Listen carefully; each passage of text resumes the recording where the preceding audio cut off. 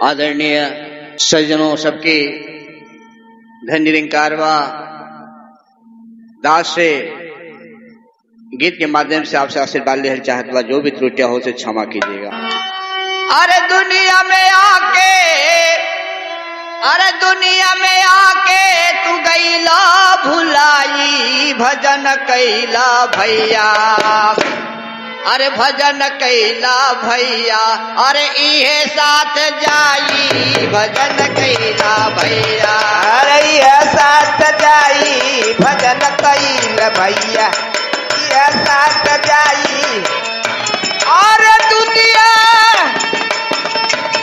में आके अरे गईला भुलाई भजन कैला भैया, अरे ये साथ जाई भजन कैला भैया, अरे ये साथ जाई भजन कैला भैया।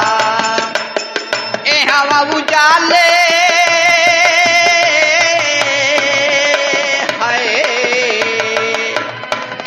उजाले में बनवला अटरिया, बनवला अटरिया हो बनवला अटरिया, हवा तू आके बनवला अटरिया। अरे ई हवा उजाले में बनवला अटरिया, ऊ हवा में अरे ऊ हवा पे मिल तो है काली रे कोठरिया, हमारे मिली कुए काली कोठरिया, ओ हवा मिली कुए काली कोठरिया।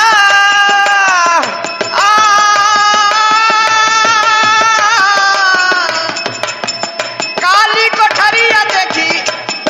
कोठरिया देखी जई बघा बड़ाई भजन कैला भैया, अरे ये साथ जाई भजन कैला भैया, अरे ये साथ जाई।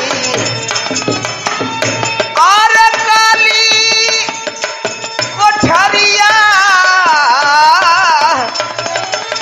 काली कोठरिया देखी जाई बघा बराई भजन कैला भाई, अरे ये साथ जाई भजन कैला भाई, अरे ये साथ जाई भजन कैला भाई। कहे पड़ल जौन सोना चाने महल अटारी पे आप गुमान कैले बाटे वो काम ना आए, सोना चांदी धनवा पे तोहर काम नहीं है, सोना चांदी धनवा काम है, सोना चांदी धनवाई नहीं समय पैसा तिजोरी से भरल रही गई है, पैसा तिजोरी से भरल रही जइया, धनवा तिजोरी भरल रही जइया। सबका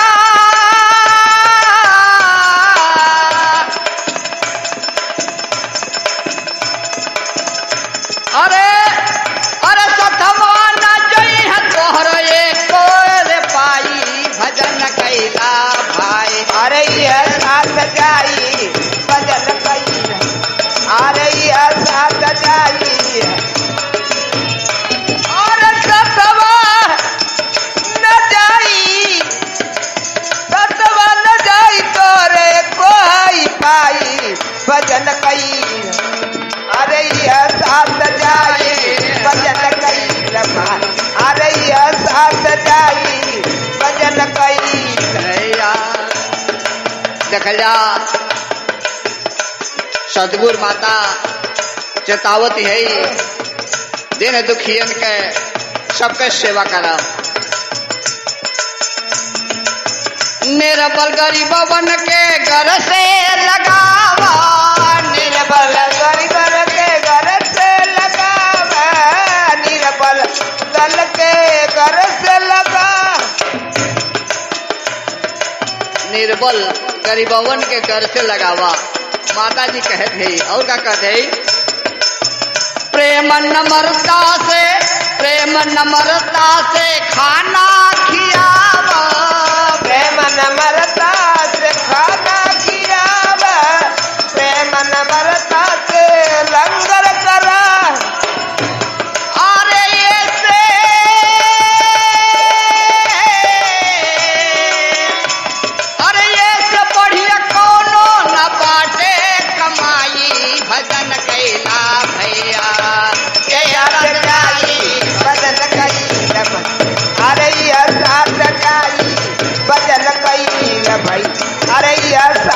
जाई भजन कई